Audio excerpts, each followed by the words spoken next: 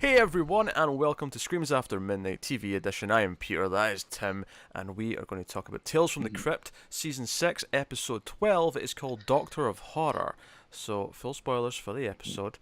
And Hank Azara's in this one. He's the double face. Although that said, the guy who works at the morgue, played by Ben Steen, I recognise him from a bunch of stuff. I think he showed up in a lot of sitcoms and movies and stuff back in the 90s. Yeah, I think his big thing is, he was that teacher in Ferris Bueller's Day Off. I think a lot of people probably recognize him from that. He had his own game show on Comedy Central for a while. I did not know that, but I'm glad to see his IMDb here. He was in The Mask, and he was in Plane, Trains, and Automobiles. Okay. So, in fact, he was also in Son of the Mask. He might have been the only cast member to come back for Son of the Mask.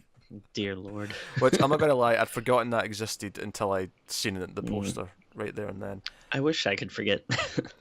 I never saw it, so I mean, I don't have the pain, the memory ingrained into my head. I think that came out around the time I was working at Blockbuster and would literally just like take home everything and watch it like the weekend before it came out. And I mean, I like making fun of bad movies, but man, that was a chore to get through. Interestingly, he was also in was in the first one. Let me check. He was in the first Casper movie. He then came back for the direct-to-video sequels, Casper: A Sprouted Beginning, which I remember seeing as a kid. Although he appears to be playing a different. He's playing a different character though. That's the interesting thing. According to IMDb, he's playing a different character. And then he came back for Casper Meets Wendy as a lawyer. So again, he was in all three Casper movies, but he was a different character in every one. That is some weird commitment. Wait, who the hell is this Wendy person? Like, I don't know. Is it? There's a girl named Wendy. Is it someone? I feel like if you have like a movie that's like an established character meets someone or versus someone, I feel like it has to be someone that's established in their own franchise. I think you can't just be like, meets blah blah blah. Speaking of names that I'd completely forgotten, apparently Wendy was played by Hilary Duff. Oh, hey, there you go. Yeah. Again, I looked at the name and went, oh yeah, that was a name once. Like that was a thing people knew, and I'd forgotten about it. I don't think I ever saw that one. I do remember the poster though, with it's like her on a broomstick and a red cloak with Casper on her back. I remember that poster. I never saw the movie though. All right, so I'm gonna go ahead and assume she's some part of Casper lore or something in the cartoons or comic strips or something. But I don't know. I'm sure there's 3 people that were really happy when they made that announcement at Comic-Con 1997. Cue your Arrested Development Tobias gift. There are dozens of us. Dozens! But yeah, this episode of Tales, which clearly is interesting because we've been avoiding talking about it for the last 3 minutes. Dear Lord. So Doctor of Horror is about a couple of security guards who work at a morgue. And they get a hard time with their boss. And they catch this other dude, this Dr. Orloff, stealing a body. And within 10 seconds, he convinces them to help him steal the body because the high price of $500 each is enough payment to completely not only break the law, but actually steal a dead body. I mean, because it's one thing is to accept $500 for stealing a TV, right? Sure. It's a TV. A dead body's a whole nother matter. Yeah, the thing is, it's so hard to like. There's no way to cover your tracks. Like, with the TV, there's like or if you work at like some retail store, there's always a kind of like a margin of inventory that they just accept is going to be broken or stolen or just go missing or miscounted or whatever. So, there's stuff that you kind of count your losses on. But yeah, with a morgue, it's like when a dead body just goes to and disappears, it's not like something you account for. Also it's like something that can presumably as well, like you're talking about how like a retail store will have like a margin of, okay, these will be faulty and we have to deal with that. Surely they're insured as well for said faulty goods. Like, there's a plan in place to deal with all that. Bodies going missing though. I mean, for a start, family and friends of the deceased might be upset to find that their loved one's been poached by some mad scientist. Yeah. And make no mistake, Dr. Orloff is a mad scientist because he is looking for the soul. He believes there is actually a physical part of the body that is the soul gland, and he has these two cronies bring back the body to his place, and he looks for the soul gland. He doesn't find it. He's disappointed yet again, and the episode is kind of just about how these two, like, he's like, hey, I've got more work for you two, and he's got like all these dead bodies that he's tried this on that didn't work. So he's got like a room full of dead bodies. He's like, hey, dispose my dead bodies and I'll pay you even more.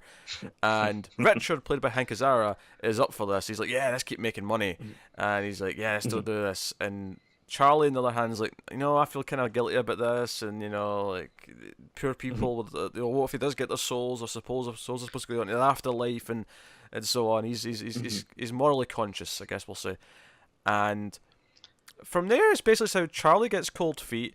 Richard likes the new job and actually has aspirations of becoming a mad scientist himself. He kind of goes to Orloff and says, hey, like, how many years of medical school did you need before you started cutting into people? And he's like, oh, you've got aspirations. And he's like, and then he kills Charlie so that he won't turn them in.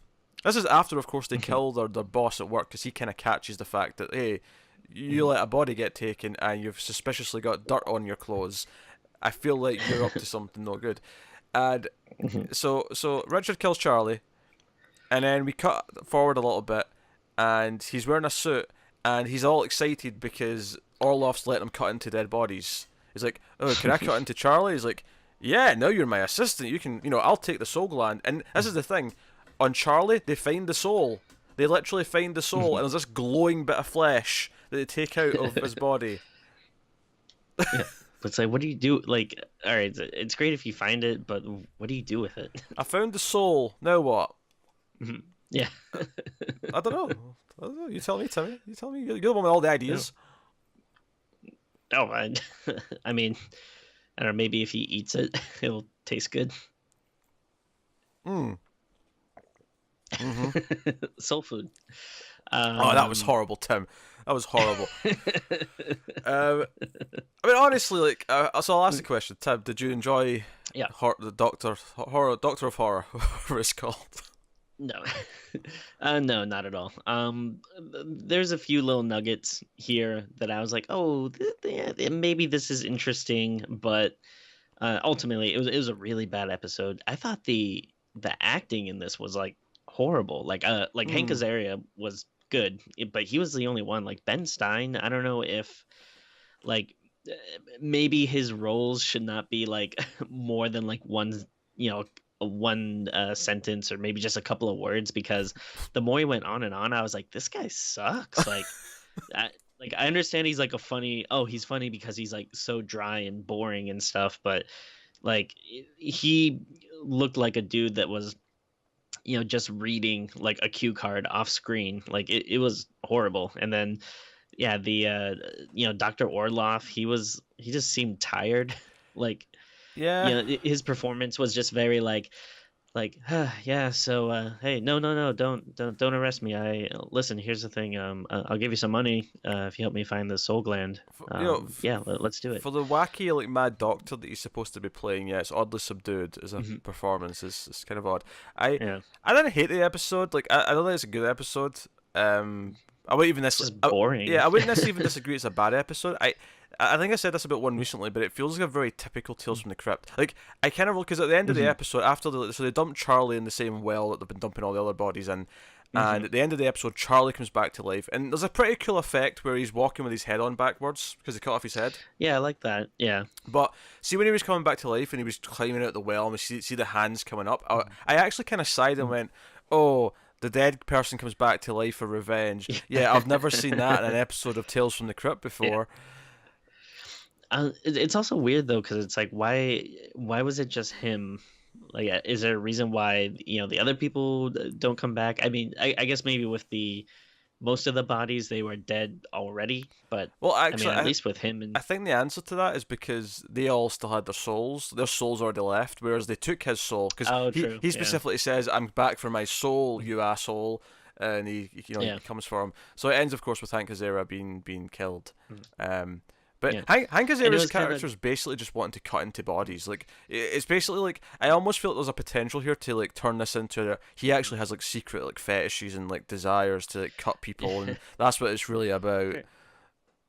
Yeah, like there was no real like grasp of his character because at first he just seems like a guy that just wants money. Maybe like he doesn't seem like a bad guy, but just someone that's a little schemy, but not like a like a psychopath. But then and I guess it's not like unheard of in Tales from the Crypt, but it does seem like at some point a flip or a switch is flipped where all of a sudden it is like he wants to cut into bodies and now he's like super into like all this crap and which is it's weird.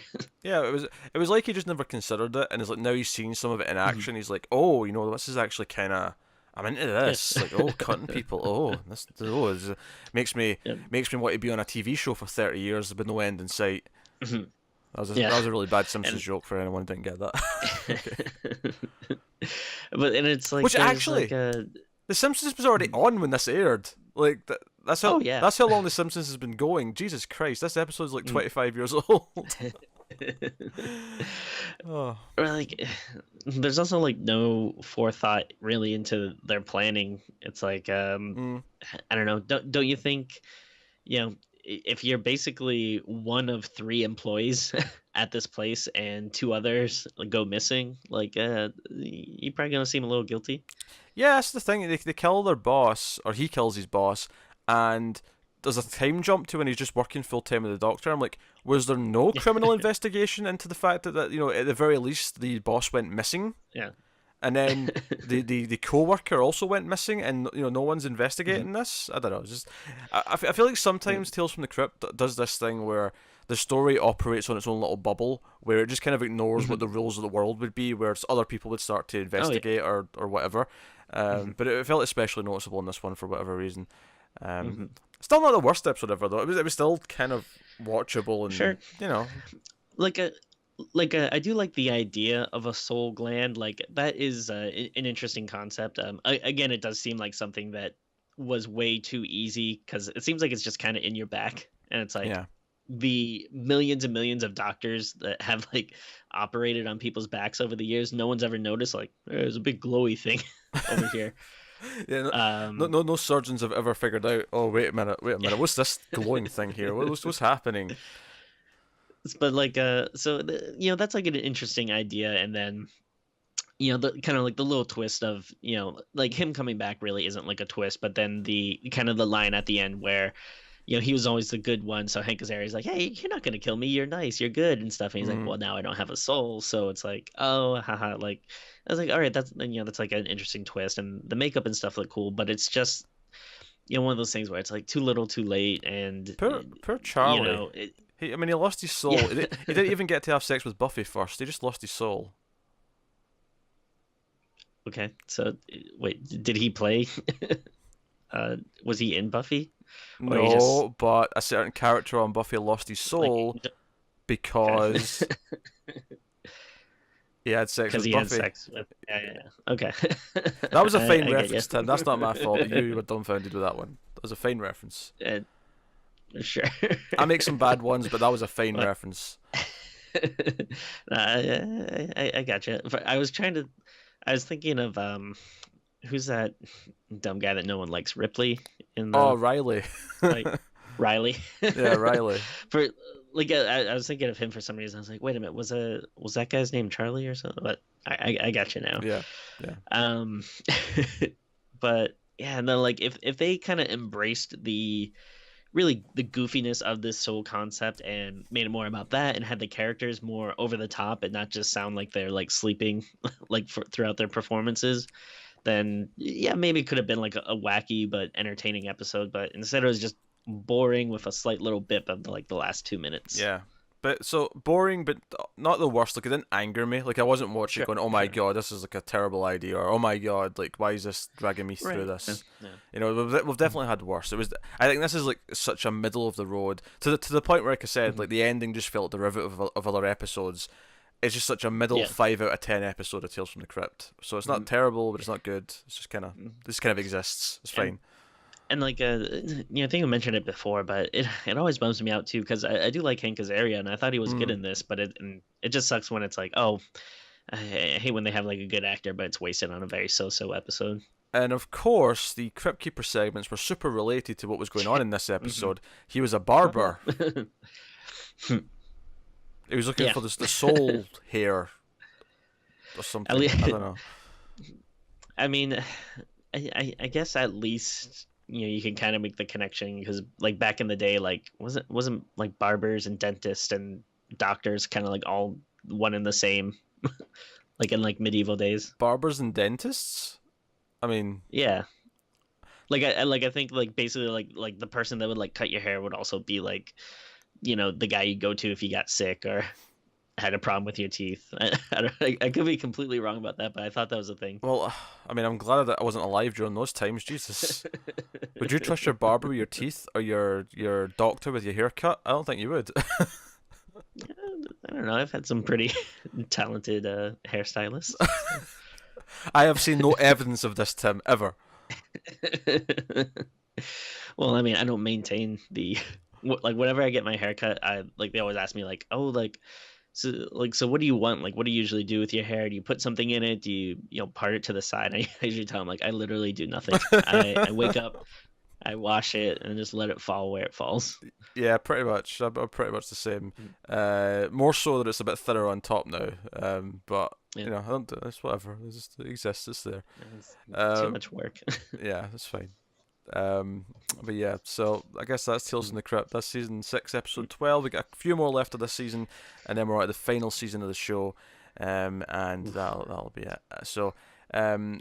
Yeah, let us know what you thought of this one in the comments below. Like and subscribe, all that stuff. Get us on Patreon at patreon.com/MailFuzzTV. You can do that over there. You can get these episodes a week early. You can get other things early. You can get some voting rights. You can vote on what movies me and Tim watch once a month, all that kind of thing. But that is us. So thank you very much once again for watching or listening. We always appreciate it. Keep watching Scary TV, guys, and we'll see you next time.